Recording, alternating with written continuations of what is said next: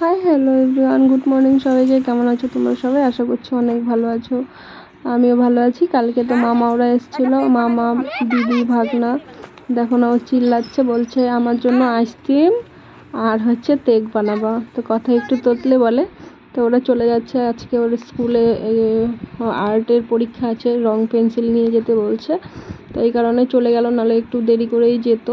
তো ওদের টোটোতে উঠিয়ে দিয়ে আমি বাড়ি আসছি। বাড়ি এসে ওদের সাথে তো চা খেয়ে নিলাম, ওদেরকে চা বানিয়ে দিলাম, ম্যাগি করে দিলাম পাপানকে।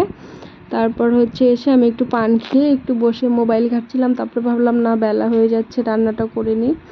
তারপরে এই যে কলার থোর না কি অনেকেই অনেক রকম বলে, আমি জানি না, আমি তো কলার থোর বলেই চিনি। আবার আরেকটা কি জানি নাম আছে, মনে পড়ছে না এই মুহূর্তে আমার। তো আমার কালকে বাজারে গিয়েছিলাম, বর বলছে কোনো দিন এটা খাইনি আমি, কীরকম লাগে খেতে। আমি খেয়েছি কিন্তু রান্না করতে জানি না।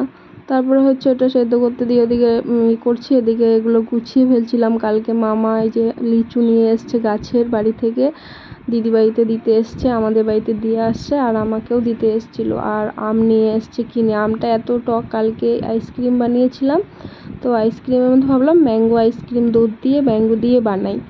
তারপরে একটুখানি দিদি বললো কি টক নাকি একটু দেখে নিতি, নাহলে দুধে দিলে পরে তো একদম দুধটা কেটে যাবে।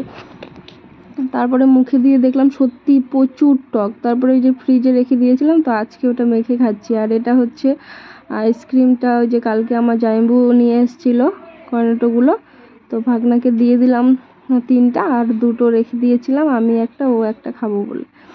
তারপরে আইসক্রিমটাও খেলাম, আম মাখাটাও খেলাম, আবার পান খেয়ে নিলাম। আর হাত কেটে ফেলেছি কলার থোরকে কাটতে গিয়ে বটিদা দিয়ে, একটুখানি কেটেছে, তো প্রচুর ব্যথা করছিল। আমার একটা পান আর ওকে একটা পান দিলাম। ও খায় না সেরকম একটা, কিন্তু কখনো কখনো খায়। তবে এই যে ঘরবাড়িগুলো নোংরা হয়েছিল, এক চুটকিতে পরিষ্কার করে দিলাম। তারপর সন্ধ্যার দিকে ও কি খাবো বলছিল, আমিও বলছি কি বানাবো।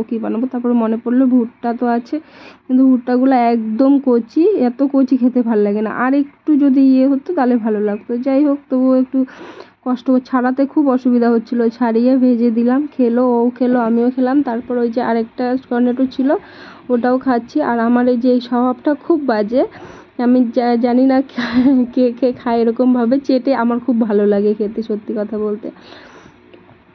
এমন কিছু লেগে থাকে না ওটাতে, একটুই লেগে থাকে, তবু আমি চেটে খেতে আমার খুব ভালো লাগে। তো যাই হোক, আইসক্রিমটা খাচ্ছিলাম। আইসক্রিমটা খাওয়ার পর আবার রাতের রান্না, মেয়েদের তো চাকরি আছে, তো চিংড়ি মাছ ভাজছি। আর এই যে পেঁয়াজ লঙ্কা এখানে ভেজে নিয়েছি, চিংড়ি মাছে মাখা খাবো। আর আমার ভাতও হয়ে গেছে, চিংড়ি মাছটা মাখতে বললাম ওকে, ও মাখলো। আর ওই যে দুপুরের সবজি আছে একটু, আর ভাত করেছি, ওটা দিয়েই রাতে খেয়ে নিলাম। তো আমি দেখো বেনুনি করেছি, আমার বেনুনির অবস্থা। তো আজকের ভিডিওটা এই পর্যন্তই, টাটা, বাই বাই।